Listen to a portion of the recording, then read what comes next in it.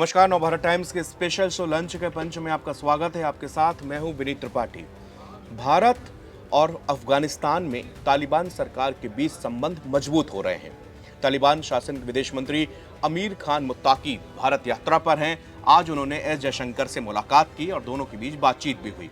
इस दौरान वो ताजमहल देखने और देवबंद का भी उनका प्लान है। हम लोगों ने एक शब्द बहुत सुना है और वो अक्सर मुहावरों में भी उसका इस्तेमाल करते हैं। ये शब्द है तालिबानी सजा, यानी एक ऐसी सजा जो सिर्फ मौत नहीं बल्कि दर्दनाक मौत का पर्याय है। फिर एक ऐसा देश भारत उससे मित्रता क्यों करना चाहता है और भारत को उससे मित्रता भी क्यों करनी चाहिए? आज आपको बहुत सारे सवालों के जवाब हम देने की कोशिश करते हैं। इसके साथ ही मैं आपको बता दूं कि 2001 और 2021 20 साल का फर्क इन दोनों तारीखों में, इन दोनों सालों के बीच का है। इन 20 सालों में तालिबान ने अपने आप को बदला है और वो दुनिया के सामने अपनी छवि को सुधारने में जुटा हुआ है। 22 अप्रैल को पाक परस्त आतंकियों ने पहलगाम में नरसंहार किया। पूरी दुनिया ने इस आतंकी हमले की निंदा की, मगर तालिबान शासन ने कड़े शब्दों पर आतंकवाद पर कड़ा प्रहार भी किया। दिल्ली काबुल संबंधों में सुधार का एक प्रमुख कारण ये भी है। भारत अफगान विदेशी मंत्री के मेजबानी कर रहा है। इसी साल जनवरी में अफगानिस्तान में तालिबान शासन ने भारत को एक महत्वपूर्ण क्षेत्रीय और आर्थिक शक्ति बताया, जिससे संबंधों में एक संभावित सुधार का संकेत मिला और यही अफगान में तालिबान सरकार चाहता भी था। 10 महीने के बाद अफगानिस्तान के विदेश मंत्री अमीर खान मुत्ताकी 9 अक्टूबर से एक सप्ताह की यात्रा पर भारत पहुंचे। 4 साल पहले अमेरिकी सैनिकों की वापसी के बाद तालिबान के सत्ता में आने के बाद से काबुल से उनकी पहली उच्च स्तरीय यात्रा है। मुत्ताकी संयुक्त राष्ट्र सुरक्षा परिषद के प्रतिबंधों के कारण यात्रा का प्रतिबंधों का सामना कर रहे हैं। उनके पिछले महीने ही यात्रा करने की अनुमति मिली है। मुत्ताकी की यह यात्रा सीमा पार आतंकवाद, सीमा विवाद और शरणार्थियों के निर्वासन को लेकर अफगानिस्तान और पाकिस्तान संबंधों में तनाव के बीच हो रही है। इसके विपरीत देखिए, औपचारिक मान्यता न होने के बावजूद तालिबान के साथ भारत के संबंध धीरे धीरे बेहतर हुए हैं। 22 अप्रैल को पहलगाम आतंकी हमले की काबुल द्वारा की गई कड़ी निंदा नई दिल्ली और अफगानिस्तान का समर्थन करने के फैसले को नई दिशा दी थी, जबकि तालिबान सरकार की दमनकारी नीतियों को लेकर उसे वैश्विक राजनयिक बहिष्कार उसका जारी है। इसके अतिरिक्त भारत ने अफगानिस्तान में विदेशी सैन्य तैनाती का विरोध किया। भारत का ये जवाब बगराम एयरबेस को लेकर था। प्रेसिडेंट ट्रंप बगराम एयरबेस पर कब्जा जमाना चाहते हैं। अफगानिस्तान में भारत के हित क्या है? दरअसल भारत और अफगानिस्तान के बीच गहरे ऐतिहासिक और सांस्कृतिक संबंध है। जून 2022 में भारत ने सुरक्षा चिंताओं के कारण दूतावास के कर्मचारियों को कुछ समय के लिए वापस बुलाने के बाद अफगानिस्तान में अपनी राजनयिक उपस्थिति फिर से शुरू की। एक दीर्घकालिक साझेदार के रूप में अफगानिस्तान में शांति और स्थिरता सुनिश्चित करने में भारत की सीधी भूमिका रही है। नरेंद्र मोदी सरकार ने अक्टूबर 2011 में हुई दोनों देशों के बीच रणनीतिक साझेदारी समझौते को और मजबूती प्रदान की है। अफगानिस्तान के पुनर्निर्माण में भारत सबसे अहम भूमिका निभा रहा है। अफगानिस्तान के सभी प्रांतों में 500 से ज्यादा अधिक डेवलपमेंट के प्रोग्राम चलाए जा रहे हैं। इससे यह स्पष्ट है कि दोनों देशों के बीच रिश्ते न सिर्फ अच्छे हैं बल्कि बेहद मजबूत भी हैं। जून और दिसंबर 2016 के बीच प्रधानमंत्री मोदी ने 2 बार अफगानिस्तान का दौरा किया। अपनी पहली यात्रा के दौरान पीएम मोदी और तत्कालीन अफगान राष्ट्रपति अशरफ गनी ने संयुक्त रूप से हेरात और अफगान भारत मैत्री संबंध यानी कि पूर्व में जिसको सलमा बांध कहते थे उसका उद्घाटन किया। अपनी दूसरी यात्रा में प्रधानमंत्री मोदी ने नवनिर्मित अफगान संसद भवन का भी अनावरण किया था, जिसे 970 करोड़ की अनुमानित लागत से विकसित किया गया, डेवलप किया गया। अगस्त 2021 में तालिबान के नियंत्रण में आने के बाद भारत अफगान लोगों को भोजन, दवा और अन्य आवश्यक आपूर्ति सहित पूरी तरह से मानवीय सहायता प्रदान करता रहा है। हालांकि भारत ने तालिबान शासन को कभी भी आधिकारिक तौर पर मान्यता नहीं दी, लेकिन उसने काबुल के साथ में एक गोपनीय राजनयिक संबंध स्थापित किए। इस साल की शुरुआत में एक महत्वपूर्ण उपलब्धि तब मिली जब विदेश सचिव विक्रम मिस्री ने दुबई में मुत्ताकी से मुलाकात की। उनकी चर्चा व्यापार, क्षेत्रीय सुरक्षा, शिक्षा, स्वास्थ्य सेवा और वाणिज्य जैसे क्षेत्रों के लिए वीजा प्रक्रियाओं को आसान बनाने पर केंद्रित थी, जो भारत की अफगान नीति में एक सार्थक बदलाव का बड़ा संकेत थी।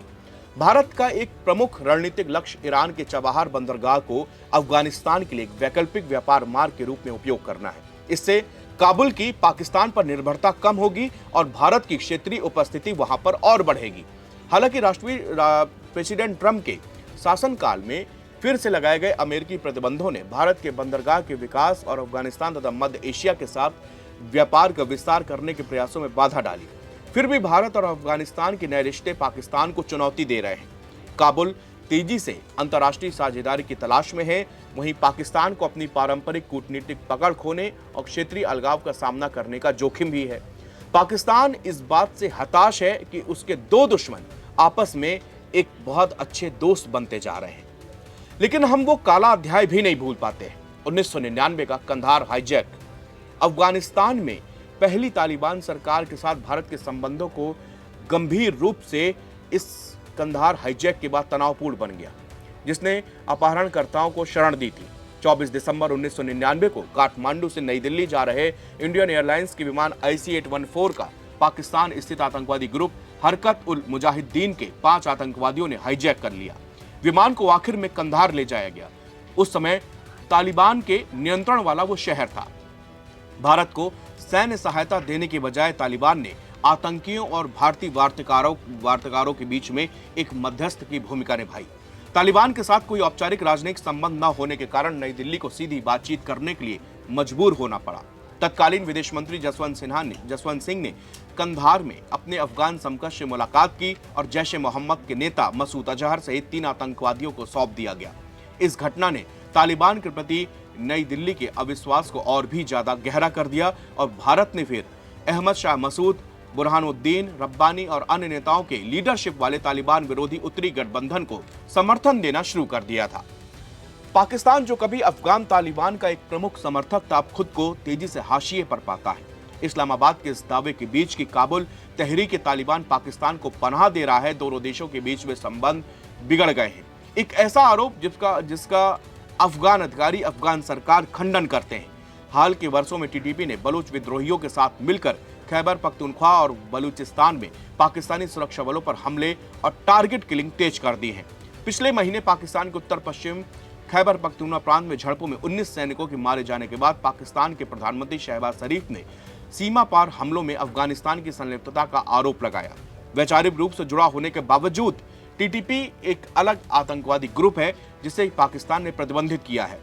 जैसे जैसे इस्लामाबाद का पारंपरिक प्रभाव कम होता जा रहा है, तालिबान भारत और रूस सहित अन्य क्षेत्रीय शक्तियों के साथ संबंध मजबूत कर रहा है और हाल ही में मॉस्को ने तालिबान शासन को औपचारिक मान्यता भी प्रदान कर दी।